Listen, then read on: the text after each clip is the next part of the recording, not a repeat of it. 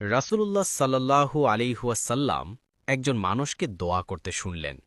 তিনি এমনভাবে আল্লাহকে ডাকলেন যাতে লুকিয়েছিল আল্লাহর সর্বশ্রেষ্ঠ নাম।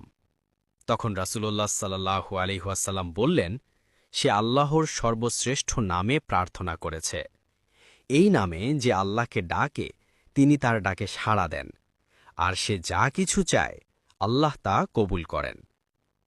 আল্লাহুম্মা ইন্নী আসআলুকা বিআন্নী আশহাদু আন্নাকা আনতাল্লাহু লা ইলাহা ইল্লা আনতাল আহাদু আস-সামাদুল্লাযী লাম ইয়ালিদ ওয়া লাম ইউলাদ ওয়া লাম ইয়াকুল লাহু কুফুয়ান আহাদ। অর্থ: হে আল্লাহ, আমি তোমার কাছে প্রার্থনা করছি, কারণ আমি সাক্ষ্য দিচ্ছি যে তুমিই আল্লাহ, তুমি ছাড়া কোনো উপাস্য নেই। তুমি এক, তুমি অমুখাপেক্ষী, তুমি জন্ম দাওনি, জন্মগ্রহণ করনি, আর তোমার কোনো সমকক্ষ নেই। এই ধর্মধ্যে কি আছে আল্লাহর সর্বশ্রেষ্ঠ নাম আল ইসমুল আজম।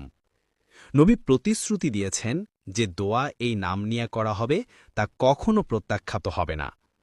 তবে মনে রাখবেন, আল্লাহই হলেন সর্বশ্রেষ্ঠ পরিকল্পনাকারী। অনেক সময় আমরা যা চাই তা সঙ্গে সঙ্গে কবুল হয় না। এতে হতাশ হওয়ার কিছু নেই, কারণ আল্লাহ জানেন আমাদের জন্য আসলেই কি ভালো। হয়তো আপনার চাওয়া দোয়া না দিয়ে তিনি তার চেয়েও উত্তম কিছু আপনার জন্য সংরক্ষিত করে রেখেছেন। তাই দোয়ার দরজায় কড়া নাড়তে থাকুন, কারণ আল্লাহ কখনও দোয়াকে বিফল যেতে দেন না। তিনি সর্বদা উত্তমভাবে জবাব দেন। সুবহানাল্লাহ।